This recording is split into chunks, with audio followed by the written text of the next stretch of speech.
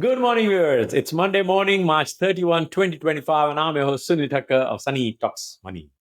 Welcome to ST Money's 7 a.m. early morning news, where we provide you the latest, concise, and precise stock market wrap with accurate figures and numbers.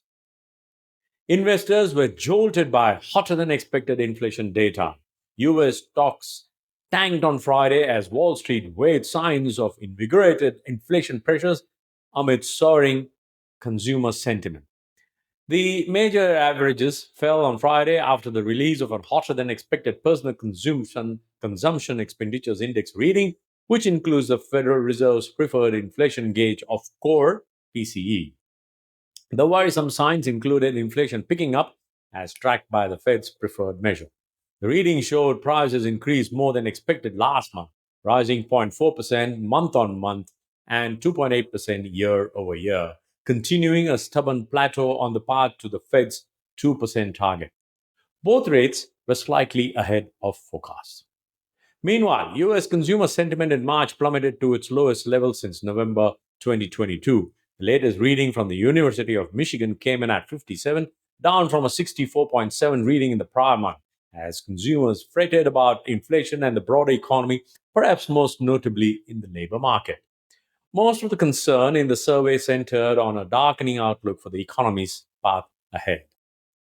The somber mood was reflected in the stock market on Friday. The tech-heavy Nasdaq fell 2.7% to 17,323 points, with the Magnificent Seven group of stocks erasing about $505 billion worth in market value. The Nasdaq Composite Index notched a drop of at least 2% in March for the fifth time, the most for a single month since the bear market in June 2022.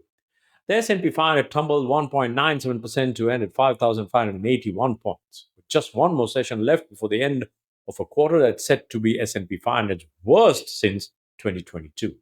The Dow Jones Industrial Average fell more than 700 points, or 1.69% to 41,584 points, its largest percentage drop since March 10. The S&P 500 fell about 1.5% for the week, its fifth weekly decline in the past six. Nasdaq declined 2.6% for the week, while the Dow lost about 1%. With Friday's losses, the S&P 500 is down about 9% from its record close high on February 19. The Nasdaq is down around 14% from its record high close on December 16 last year. 10 of the 11 S&P sector indexes declined, led lower by communication services down 3.81%, followed by 3.27% loss in consumer discretionary. And index tracking interest rate sensitive banks fell 2.3%. A gauge of tech mega cap slumped 3.5%. The CBOE volatility index rose almost 3 points to a 1-week high. UBS Global Wealth Management lowered its year-end target for the S&P 500 to 6,400 from 6,600. Inflation and tariff worries sent shares of Wall Street's most valuable companies sharply lower. Tech stocks faced most pressure on Friday, with Meta platforms, Amazon, Netflix, and Google parent Alphabet all down 4% or more, with Apple falling 2.7%, Microsoft losing 3%, and Amazon off 4.3%. Meanwhile, CoreWeave, an artificial intelligence startup that rents out access to NVIDIA chips, had a volatile Friday stock market debut. Shares closed at $40, the same level at which the company priced the offering, but below the $47 to $55 range it has been targeting earlier.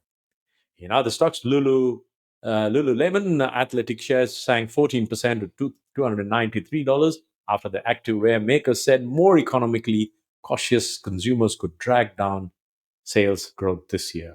Mining companies Harmony Gold and Goldfields rallied 9.5% and 4.5% respectively on higher gold prices related to trade war concerns.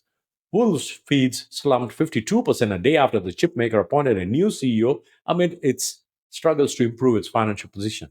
The sell of an automaker's extended. Hyundai Motor in Seoul slid 2.6%, while German car makers BMW and Mercedes-Benz slipped.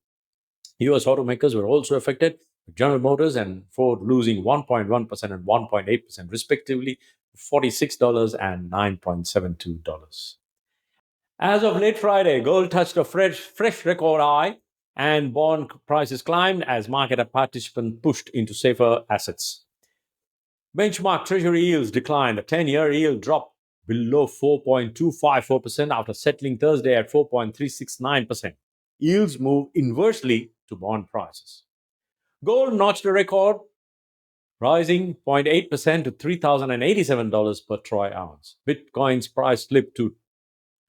It traded around $84,000, down more than 10% year to date. My take.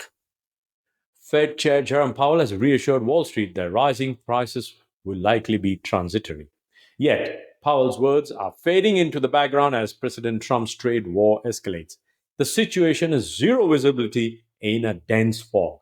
Still, current market turmoil could be a buying opportunity for investors who have long harbored concerns about the rich valuations of big tech stocks.